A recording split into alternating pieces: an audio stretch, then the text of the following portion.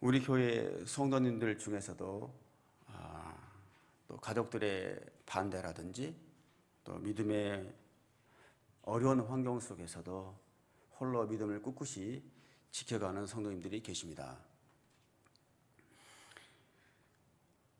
성도님들께서 믿음 안에서 흔들리지 않고 또 지키시는 그런 모습을 보면 저도 그렇지만 우리 모두가 큰 힘을 얻고 또 위로를 받습니다. 반드시 성도님들의 기도에 하나님께서 응답해 주실 것을 저는 믿습니다. 또 그를 위해서 저 역시도 우리 모두도 함께 중보에 갈 것입니다. 오늘은 이런 믿음과 또 중보 기도에 대한 하나님의 말씀입니다. 함께 묵상해 보길 원합니다. 1절과 5절까지의 말씀을 함께 읽겠습니다. 그러므로 우리가 더 이상 참지 못하고 우리만 아테네에 남는 것을 좋게 여겨 우리의 형제여 그리스도의 복음 안에서 하나님의 동역자인 디모데를 여러분에게 보냈습니다. 이는 여러분을 견고하게 하고 여러분의 믿음을 격려함으로 아무도 이 환난 가운데서 요동하지 않게 하려는 것입니다. 여러분은 우리가 이런 일을 위해 세우심을 받은 것을 잘 압니다. 우리가 여러분과 함께 있을 때 우리가 환난 당할 것을 여러분에게 예고했는데 실제로 그렇게 됐고 여러분도 그것을 잘 알고 있습니다. 그러므로 나는 더 이상 참지 못해서 여러분의 믿음을 알아보려고 디모데를 보냈습니다. 이는 혹 시험하는 자가 여러분을 시험해서 우리의 노력을 헛수고로 만들지 못하게 하려는 것입니다. 바울 일행이 2차 선교 여행 중에서 먼저 빌립보를 전도하고 난 다음에 데살로니가 교회를 갔습니다. 데살로니 가서 교회를 개척을 했죠. 그러다가 여러 유대인들의 소동들이 일어났습니다. 그래서 복음을 채 다 전하지 못하다가 급하게 데살로니가를 떠나서 베레아를 가게 됩니다. 베레아를 거쳐서 이때 아테네로 도착하게 됩니다. 그러다 보니 사도 바울은 이제 막 복음을 듣고 예수 그리스도를 영접한 데살로니가 교인들, 데살로니가 교회의 성도님들이 얼마나 염려가 되었겠습니까? 믿음의 뿌리가 채 내리기 전에 유대인들의 방해나 여러 회의로 인해서 이전의 상태로 또 이렇게 돌아가지는 않을까? 믿음이 없는 상태로 돌아가지는 않을까? 그들에게 막 심어진 그 믿음을 그런 그 복음에 대한 믿음이 다 잃어버리지는 않을까? 이런 염려들이 있었을 것입니다. 그래서 다시 데살로니가 교회를 방문하기 위해서 여러 번 더 노력을 했습니다. 그렇지만 번번이 길이 막혀서 갈 수가 없었죠. 그래서 바울 일행이 아테네에서 복음을 전하기 시작할 때 데살로니가 교회의 상황을 좀 살펴보고 오라고 디모데를 보내게 됩니다. 아마도 바울은 디모데를 데살로니가 교회를 보내면서 일단은 아테네에서 고린도 교회로 갈 테니 거기서 만나자고 이야기를 하고 아마 저 데살로니가 교회로 아마 디모데를 파송을 했을 것입니다. 그 내용이 이제 사도행전 18장 5절에서 확인을 할 수가 있습니다. 여기서 또 한 가지 알 수 있는 것은 뭐냐면 사도 바울이 고린도 교회로 내려갔을 때 마케도냐에서 디모데와 실라가 합류하는 내용이 나옵니다. 고린도에서. 그 내용으로 볼 때 아테네에서 디모데를 데살로니가 교회로 파송했을 때 실라는 같은 마케도니아 지역에 있는 빌립보 교회로 파송을 했을 것입니다.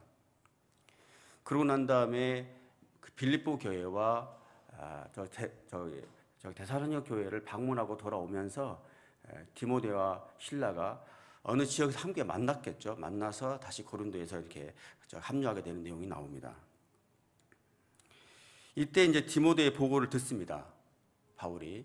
그러고 난 다음에 쓴 편지가 바로 오늘 읽는 데살로니가 전서가 되겠습니다. 그러고 난 다음에 또 한 번 더 편지를 1년도 채 되기 전에 쓰게 되거든요. 그게 이제 데살로니가 후서가 되겠습니다. 근데 이렇게 디모데가 데살로니가 교회로 바울이 디모데를 데살로니가 교회로 파송한 이유, 그 이유가 2절과 3절에 있습니다. 이유는 데살로니가 교인들을 견고하게 세우고 믿음을 격려하고 또 어떤 환난 가운데서도 믿음 그 복음 안에서 흔들리지 않도록 하기 위함이었다라고 했습니다. 우리도 몇십 년 동안 또 몇 년 이상씩 신앙생활을 하지만 조금만 시련이 와도 믿음이 통째로 흔들리지 않습니까? 근데 여기 데살로니가 교인들은 사도 바울로부터 3주 정도 복음을 들었습니다. 3주 정도 복음을 듣다가 여러 소동이 있어서 바울이 떠났거든요, 그 지역을. 그러다 보니까 당시 유대인들의 여러 가지 박해들, 또 살해 위협들이 있었을 것입니다. 그런 상황에서 유대인의 전통을 버리고 복음을 지켜가기라는 결코 쉽지 않겠죠. 유대인들 중에서도, 디아스포라 유대인들 중에서도 지금까지 계속 지켜왔던 유대인의 전통들을 다 버리고 3주 정도 복음을 듣고 다시 새로운 삶을 살기란 결코 쉽지 않았을 것입니다. 또 유대인들이 아니라고 해도, 헬라인이라고 해도 지금까지 하나님을 알지 못했던 사람들이 복음을 듣고 그리스도를 나의 주님으로 고백을 했습니다. 그렇지만 어떻게 살아야 되는지, 그리스도인으로서 어떻게 사는 게 옳은 것인지 그런 가르침이 없다 보니까 얼마나 굉장히 어려운 환경 속에 그 사람들이 처해 있었겠습니까?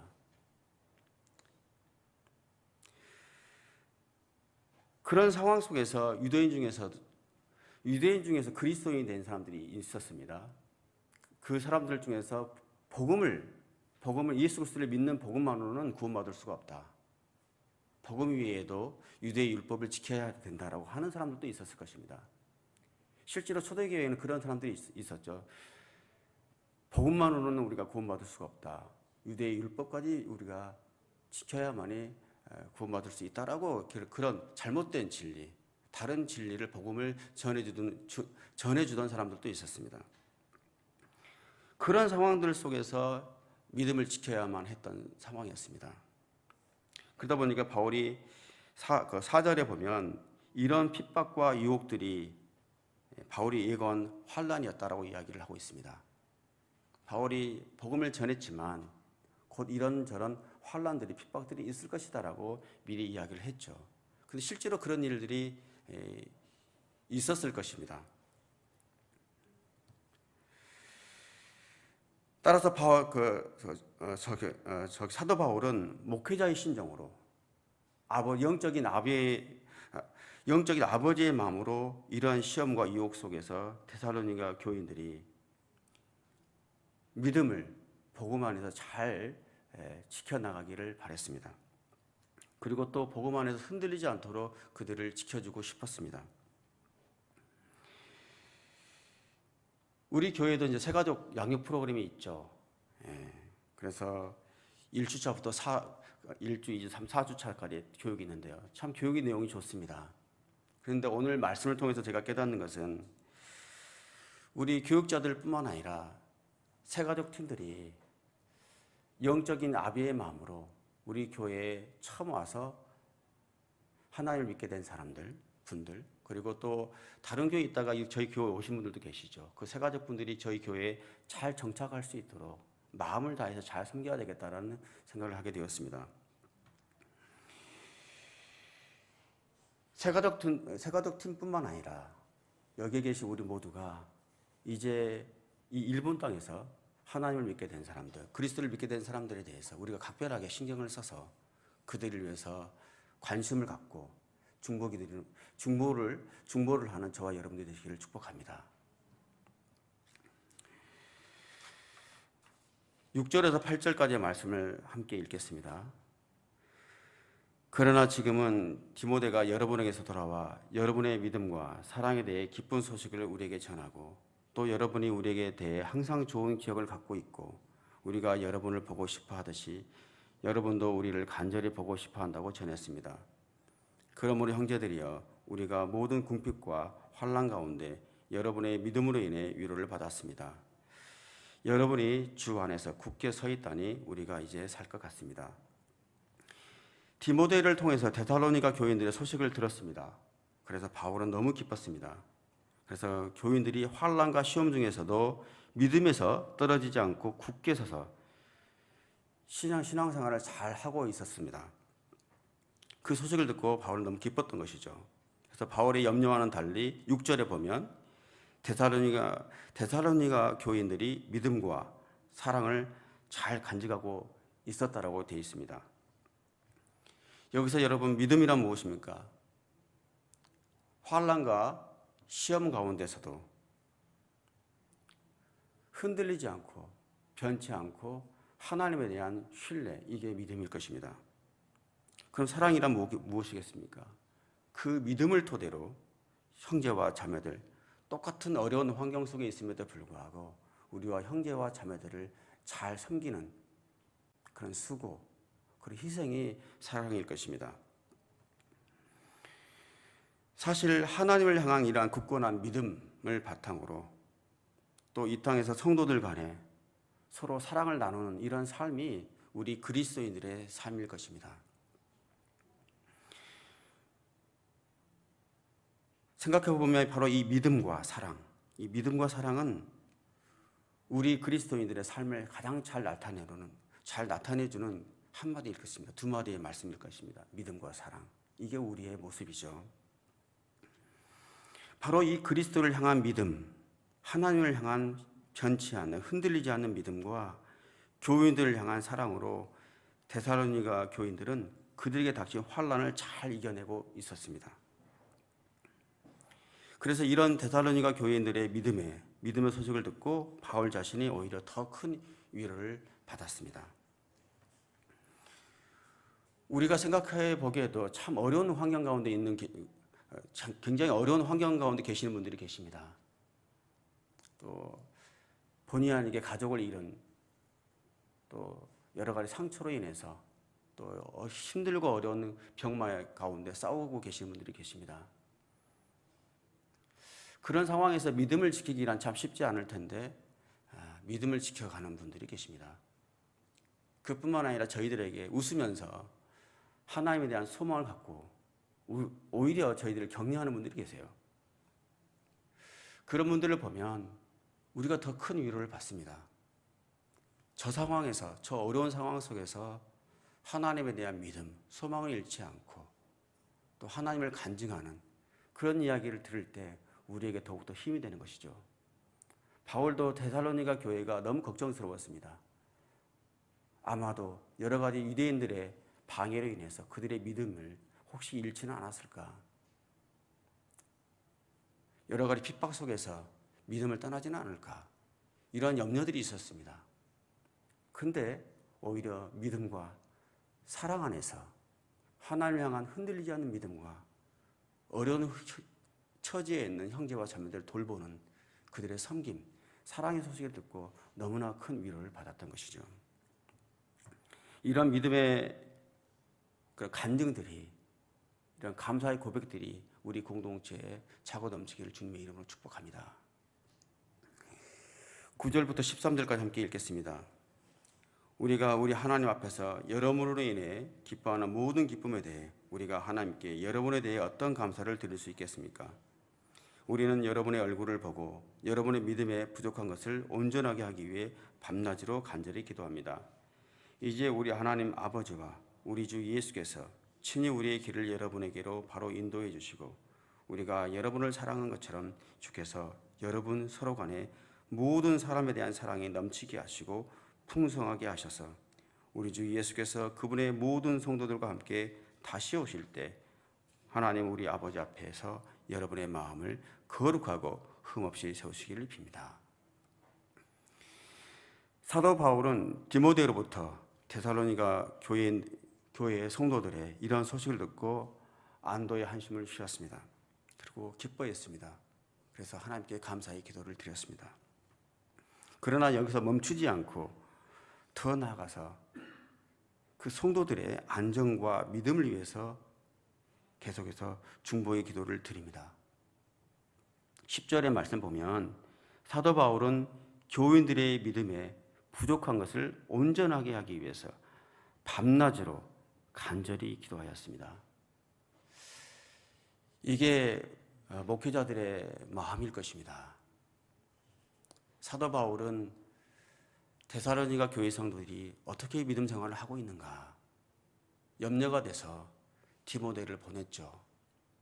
어떻게 잘 지내고 있는가, 우리 성도님들이 어떻게 건강하게 지내고 계시는가, 믿음을 잘 지키고 계시는가 디모데를 보냈습니다.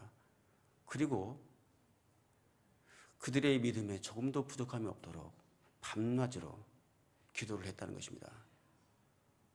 이게 목회자의 마음일 것입니다. 성도들을 향해서 주야로 성도들이 생각날 때마다 늘 간절히 기도하는 마음, 이게 목회자의 마음이죠. 데살로니가 교회 성도들이 환난을 잘 견디고는 있다고 하지만 그들은 여전히 고난 가운데 있습니다. 그들은 이제 막 신앙을 시작한 초신자에 불과합니다. 그러니 그들을 생각하면 목회자로서 잠을 이룰 수가 없었던 것이죠. 그래서 그들을 다시 방문해서 믿음을 붙들어주고 싶어서 여러 번 시도했습니다. 가보려고. 그렇지만 여러 핍박과 방해 속에서 다시 가볼 수가 없었습니다. 그러다 보니까 데살로니가 성도들을 하나님의 손에 맡길 수밖에 없지 않습니까? 하나님, 그들을 붙들어 주십시오. 이렇게 밤낮으로 기도했다는 것입니다. 이전에 제가 섬기던 교회에서 새벽마다 눈물로 방석을 적시는 목사님이 계셨습니다. 제가 목사님의 방석을 가끔 이렇게 치워드리곤 했습니다. 캄캄한 어둠 속에서 목사님의 방석을 제가 손으로 이렇게 치워서 갈 때 보면 제 손에 목사님의 눈물이 만져졌습니다. 그럴 때마다 저는 목사님을 생각할 때마다 목사님을 바라볼 때마다 절로 고개가 숙여졌습니다. 정말 진심으로 존경하게 되었습니다. 이것이 목회자의 마음이구나. 그리고 목회자가 성도들을 향해서 어떤 마음으로 대해야 될까? 교회를 대해서 목회자가 어떤 마음으로 교회를 대해야 되는가를 배웠습니다. 저는 젊은 청년이었지만 그 목사님의 기도하는 뒷모습을 보고 눈물로 적시는 목사님의 방석을 만지면서 어린 마음이지만 목회자의 마음을 저는 배웠습니다. 성도들을 향해서 목회자는 이렇게 살아야 되는구나 라고 느꼈습니다. 어디 목회자뿐이겠습니까, 여러분? 우리가 1:1 양육도 하고 또 우리가 성도들을 교육을 하고 있지 않습니까? 그 양들을 향해서 우리가 어떤 심정으로 양들을 돌봐야 되겠습니까? 그런 영적인 아비의 마음으로 눈물로 우리 양들을 케어해 가야 되지 않겠습니까? 그런 눈물의 기도가 우리 안에 회복되기를 주님의 이름으로 축복합니다. 13절에 사도 바울은 우리 주 예수께서 그분의 모든 성도들과 함께 다시 오실 때 하나님 우리 아버지 앞에서 여러분의 마음을 거룩하고 흠없이 세우시기를 빕니다 라고 기도합니다. 이 사도 바울의 기도에서 두 가지 사실을 확인할 수 있습니다. 첫 번째로 예수 그리스도께서 다시 오신다는 것입니다. 그래서 이 땅의 모든 우리는 믿는 자이든 믿지 않는 자이든 하나님 앞에 반드시 서게 된다는 사실입니다. 둘째로 우리 믿는 자들은 그래서 하나님 앞에서 거룩하고 흠이 없이 설 수 있도록 계속해서 이 땅에서 주님을 닮아가는 삶을 정진해 가야 된다는 사실입니다. 여러분, 이 사실을 기억하고 하나님 앞에 서는 그 날까지 오늘도 성령 안에서 거룩하고 흠이 없는 삶의 여정을 한 걸음 한 걸음 걸어가길 원합니다. 복음 안에서 흔들리지 않는 믿음, 성도들 향한 사랑의 섬김, 그리고 서로를 세우기 위한 중보 기도, 이런 삶을 계속해서 이어가는 저와 여러분들이 되시기를 주님의 이름으로 축복합니다.